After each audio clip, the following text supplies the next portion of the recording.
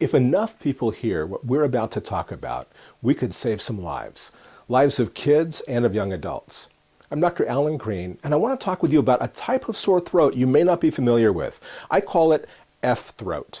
F-throat is caused by Fusobacterium necrophorum, which, loosely translated, means cigar-shaped bringer of death. Now, it's not always that bad, but it can be. Let's put some things in perspective. You're probably familiar with strep throat, the most commonly treated bacterial sore throat in kids and young adults.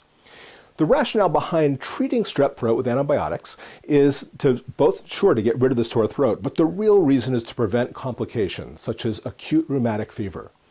So out of all the people who get strep throat, about 1 in 2,000 get this serious complication, and about 1% of them die. Now, the way we treat strep throat makes a lot of sense for kids under age 15. It also makes a lot of sense for people over age 30.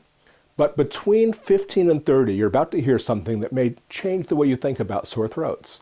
Because between the ages of 15 and 30, F-throat is as common as strep throat. The two types of bacterial sore throats are about as common. We just don't see it on a regular strep test.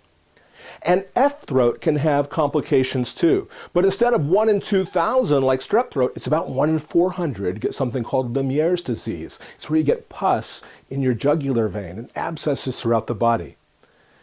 And 4 or 5% of those die. So the sore throat can be worse, the complications are more common, and the outcome of the complications is often worse. If 100,000 people get strep throat, about 50 will get acute rheumatic fever, and about 1 will die. If 100,000 people get F-throat, which happens just as frequently, not 50, but 250 will get Lemierre's disease, 20 of them will end up permanently disabled, and 11 of them will die. Now, 11 out of 100,000 isn't a lot, but it's too many. We need to change that. When you think of a sore throat, especially one with fever between 15 and 30 years old, think of F-throat first.